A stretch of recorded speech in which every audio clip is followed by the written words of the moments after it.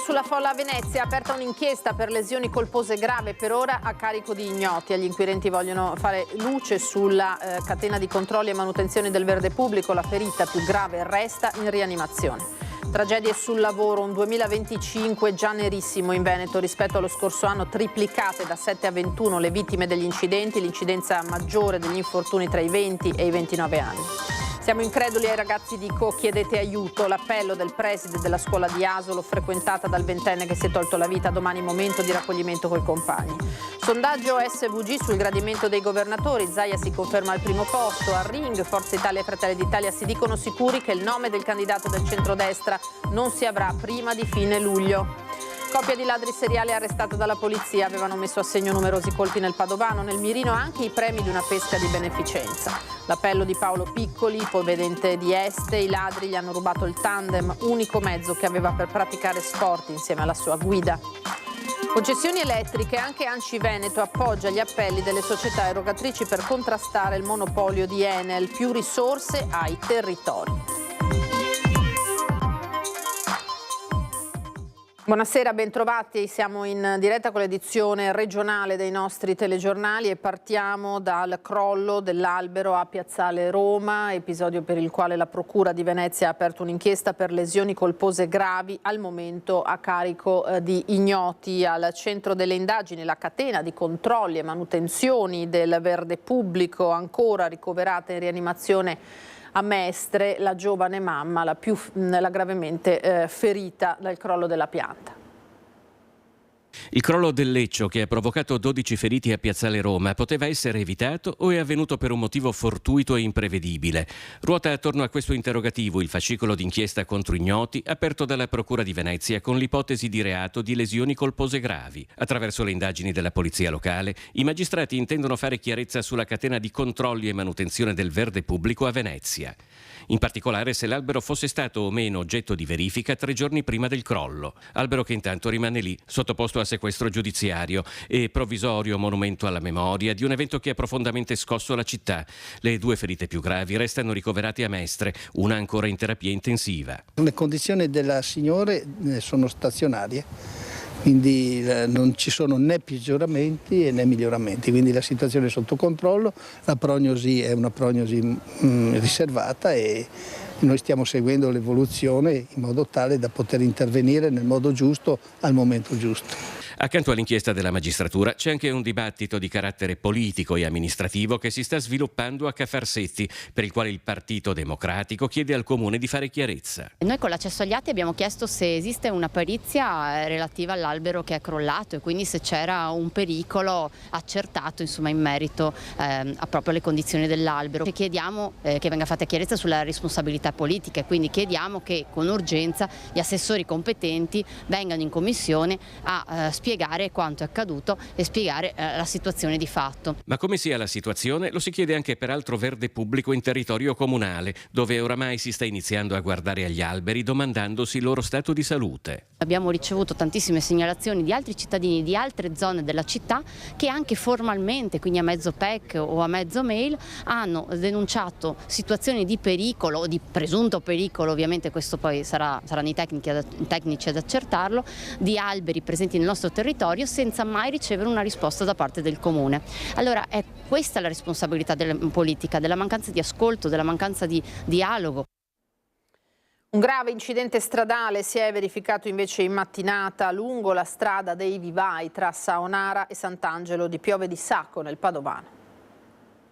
Ancora un incidente stradale nel Padovano, una moto e 2 auto sono rimaste coinvolte questa mattina in uno schianto tremendo lungo la strada dei Vivai a Saonara, che è rimasta bloccata per ore. Secondo quanto ricostruito, il conducente della moto, un ragazzo di 20 anni, è stato disarcionato nell'impatto con una delle 2 vetture ed è finito sull'asfalto. Proprio in quel momento stava passando un'altra auto che lo ha travolto. Il giovane è stato trasportato in ospedale a Padova in condizioni critiche.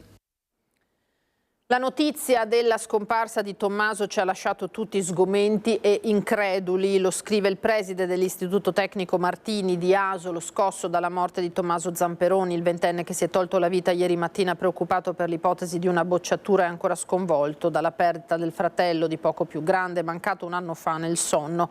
In questo momento così difficile, continua il preside, il pensiero di tutti noi va soprattutto alla famiglia così provata, a cui esprimiamo la nostra più sincera vicinanza. Tommaso era ben inserito nel nostro contesto scolastico, spiega il preside, era un ragazzo particolarmente educato, rispettoso di tutto e di tutti, che aveva saputo costruire relazioni positive con le compagne e i compagni e i suoi docenti. Nulla lasciava prevedere o intuire un disagio o una sofferenza così grande. Davanti a una perdita così dolorosa sentiamo il bisogno di fermarci, ascoltare, prenderci cura del dolore di chi resta. Le pressioni, le fragilità emotive, il senso di solitudine che molti ragazzi vivono, spesso in silenzio, meritano tutta la nostra attenzione. Di fronte al disagio, conclude, vorrei dire ai nostri ragazzi di non trattenere le sofferenze e i dolori che spesso portiamo dentro, ma chiedere aiuto. Domani mattina i compagni di Tommaso si ritroveranno per un momento di riflessione in ricordo dell'amico. Ora parliamo di sicurezza sul lavoro in Veneto e allarmi infortuni gravi e mortali sono triplicati in questo inizio di 2025.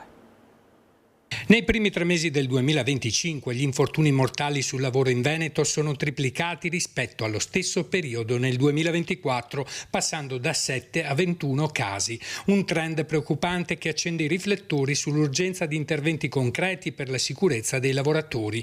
Il 2023, dati INAIL-INPS, ha registrato quasi 50.000 infortuni con oltre 5.000 menomazioni permanenti, 419 esiti gravi e 78 vittime. Sono infortuni che incidono sulla vita della persona, sulla sua vita lavorativa e sulla vita della famiglia e quindi per noi sono dati che vanno analizzati con attenzione. Per questo li abbiamo messo in rapporto ai dati occupazionali per far emergere quali sono le fasce più critiche. Il rapporto di ricerca degli infortuni sul lavoro evidenzia che, in valori assoluti, gli infortuni colpiscono maggiormente i lavoratori tra i 45 e i 59 anni. L'incidenza maggiore si registra nella fascia tra i 20 e i 29 anni, mentre è più bassa oltre i 60 anni. L'incidenza degli infortuni è più alta per i giovani, per le fasce dai 20 ai 29 anni. Così come si evidenzia che il genere influisce sull'infortunio e su dove avviene l'infortunio. In occasione di lavoro, quindi nei luoghi di lavoro, si infortunano di più gli uomini, in itinere si infortunano di più le donne. Dal punto di vista settoriale, le attività manifatturiere rappresentano il comparto più colpito, con il 36,8% degli infortuni denunciati in ambito industriale. La gestione agricoltura ha registrato 2.080 denunce. In evidenza anche il ruolo della componente straniera. Tra i lavoratori non italiani si registra una presenza maggiore nei settori di servizi di supporto alle imprese, trasporto e magazzinaggio e attività immobiliari. Contro gli infortuni sul lavoro, il sindacato chiede un rafforzamento dei controlli e delle misure di prevenzione, ritenuti strumenti fondamentali per affrontare in modo concreto ed efficace il fenomeno. La politica adesso, Luca Zaia, presidente del Veneto, è il governatore italiano più gradito, seguito da Massimiliano Fedriga del Friuli Venezia Giulia, è quanto emerge da un sondaggio di SVG, i cui risultati sono pubblicati in esclusiva dall'ANSA. Zaia ottiene il 70% del gradimento e Fedriga il 64%. Segue la new entry dell'Umbria, Stefania Proietti al 53%. Al quarto posto troviamo il forzista Roberto Occhiuto, governatore della Calabria, al 52%. Quinto il governatore della Campania, Vincenzo De Luca, anche lui al 52%, ma in calo di 4 punti rispetto al 2024. Tra i primi 5 governatori dunque ce ne sono 3, Zaia, De Luca e Fedriga, che sono già al secondo mandato e che quindi a regole vigenti non potranno ricandidarsi. E parliamo proprio di elezioni regionali. Il candidato presidente non sarà scelto prima della fine di luglio. Questa è la convinzione di Flavio Tosi, coordinatore regionale di Forza Italia, ed Enoch Soranzo di Fratelli d'Italia ieri sera al Ring. Anche per questo il centro-sinistra deve anticipare i tempi, ha ribattuto Vanessa Camani, capogruppo del Partito Democratico in regione. Come termine probabilmente ultimo, che poi non è detto che sia proprio l'ultimo perché in realtà di tempo ce ne sarebbe ancora, però diciamo secondo me è plausibile entro la fine di luglio. Per quanto riguarda il programma del centrodestra, è un programma che verrà messo a punto dai consiglieri regionali e gli assessori uscenti e le segreterie dei partiti del centrodestra, e questo a prescindere dal candidato, perché che il candidato sia della Lega, sia di Forza Italia o sia di Fratelli d'Italia, comunque c'è un programma di centrodestra che verrà messo a punto dalle parti politiche.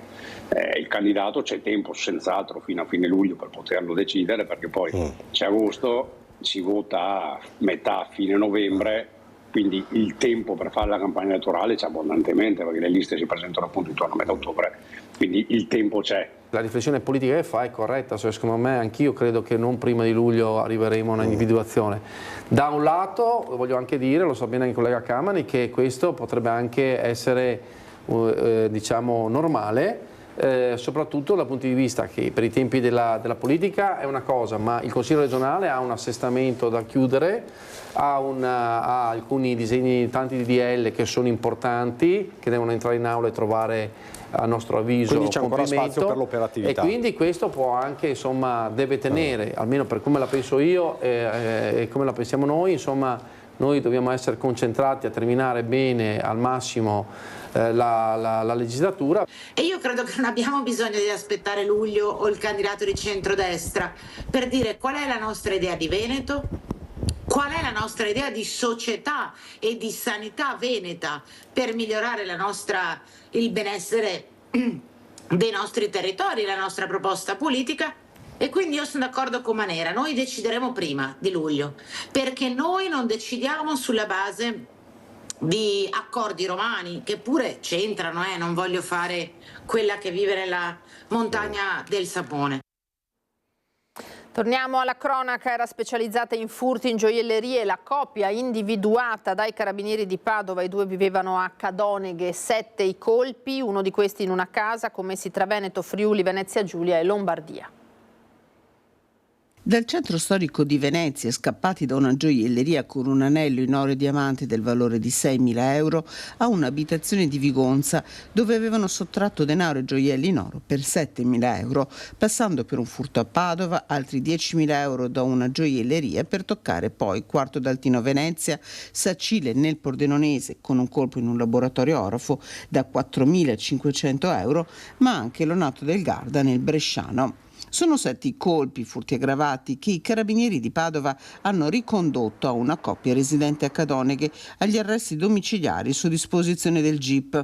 Un'indagine nata dall'operazione che lo scorso marzo aveva portato alla scoperta di un orafo vicentino specializzato nel riciclaggio di oro e preziosi di provenienza furtiva, dove erano state indagate 74 persone. In particolare la coppia aveva studiato un accurato modus operandi, entrava nelle gioiellerie e fingeva di essere interessata all'acquisto di preziosi e poi, dopo aver distratto gli addetti, si impossessava di questi nascondendoli in una borsa. Azioni documentate attraverso le immagini registrate dalle telecamere delle gioiellerie colpite e dal riconoscimento da parte delle vittime.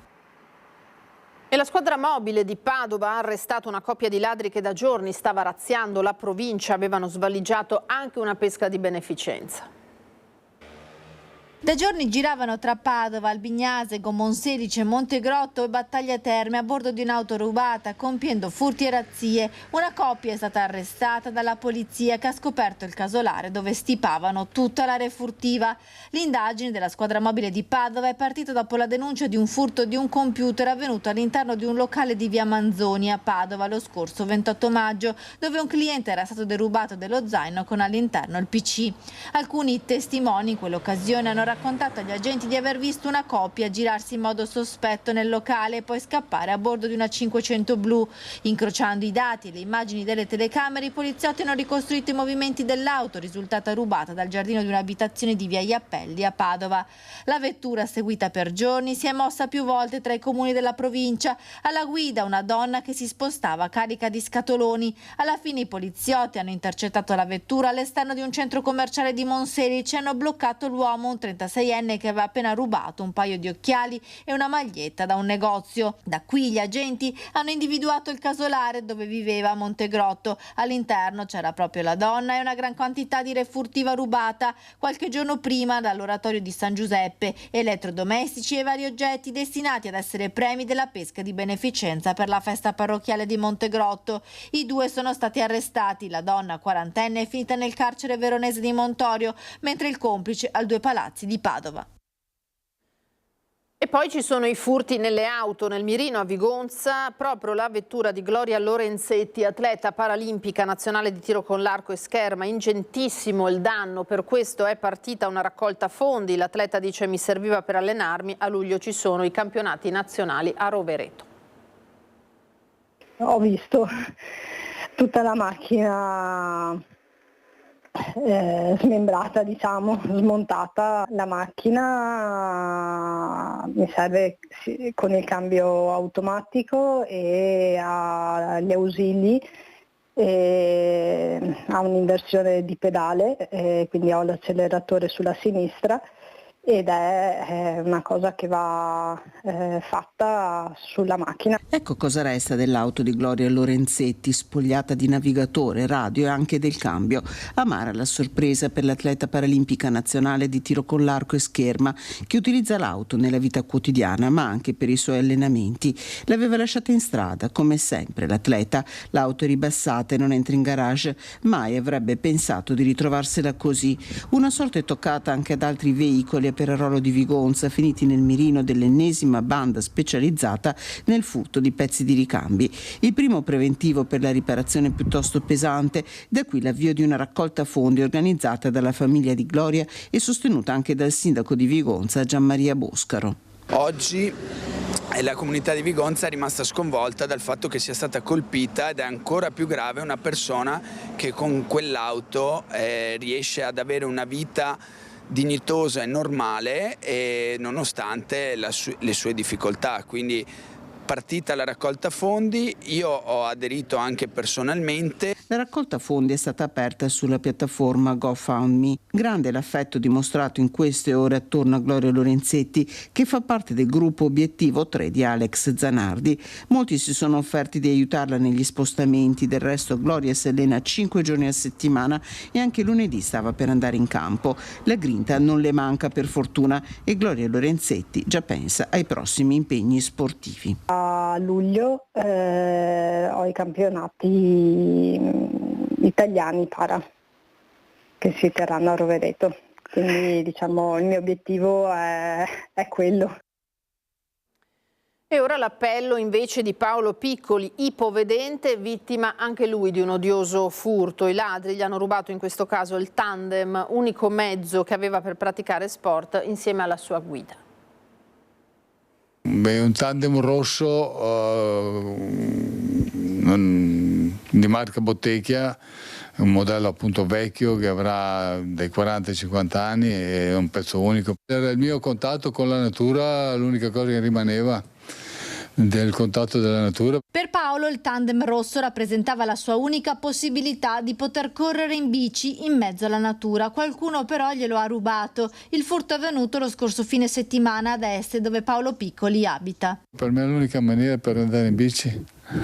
Dopo che ho perso la vista, ho perso tutte le libertà. Prima la macchina, poi la moto, che è quello un po' che mi è dispiaciuto, e poi la bici, che era rimasta l'unico ancora che avevo un po' di vista e riuscivo ad andare in bici. Poi adesso che sono, purtroppo è maturata la cecità, e ho a piedi con qualcuno che mi accompagna. Ipovedente da anni, Paolo riusciva a praticare sport grazie al tandem e agli amici che lo accompagnavano. La bici è molto particolare e riconoscibile. L'ultima volta ho visto ieri mattina che non c'era, quindi l'avranno presumibilmente portato via nella notte tra sabato e domenica, o al massimo venerdì, tra venerdì e sabato. Chiunque vedesse in giro il tandem rosso può rivolgersi ai carabinieri di Este o contattare Paolo Piccoli attraverso la sua pagina Facebook.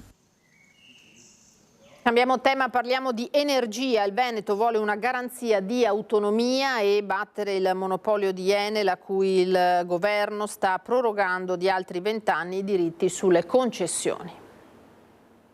Chiediamo un atto di responsabilità nei confronti di un territorio che dà tanto e che però ha delle esigenze importanti. È un periodo caratterizzato da aumenti importanti da un punto di vista dei costi energetici. Noi lavoriamo per il bene delle comunità. Un tavolo regionale, una conferenza via streaming voluto da Federico Testa, presidente della società veronese vicentina GSM AIM, che da tempo lancia al governo l'allarme del caro energie e bollette. Un tavolo a cui ha partecipato anche il presidente di ANCI Veneto. L'obiettivo dell'alleanza trasversale è quello di ridiscutere le concessioni e ottenere più risorse per le amministrazioni e sconti sull'energia per le famiglie. Trattare con Enel da questo punto di vista significa migliorare la qualità della vita e soprattutto abbassare le tariffe per i nostri cittadini. Chiedere maggiore autonomia da un punto di vista energetico per i comuni italiani significa andare incontro alle esigenze delle famiglie, delle aziende, delle associazioni, perché il patrimonio naturalistico che abbiamo in Veneto, che passa nella gestione in mano a Enel, non deve essere così a titolo gratuito, ma chiediamo che ci venga riconosciuto una parte importante per il nostro territorio che tanto dà in questo ambito. Dal punto di vista governativo, infatti, si va verso la proroga ad Enel dei diritti sulle fonti energetiche territoriali. Quindi noi come territori chiediamo una sorta di autonomia regionale, nel senso che sederci attorno a un tavolo con Enel per discutere insieme quelli che sono i costi e soprattutto quanto può essere lasciato nel territorio. Tutto ciò che verrà lasciato nel territorio verrà poi scontato nelle bollette energetiche per i nostri cittadini. Al tavolo, oltre ad ANCI e GSM, anche Ascopiave, BIM, Comunità del Piave. È una partita veneta che mette al centro le esigenze delle comunità e che mette al centro la volontà di non chiedere risorse al governo, ma di chiedere maggiori responsabilità attraverso un'autonomia energetica che sarebbe una soluzione immediatica contro il caro bollette. Era l'ultimo servizio per questa edizione, grazie per essere stati con noi. Adesso le previsioni del tempo, a seguire l'edizione di Venezia. Arrivederci.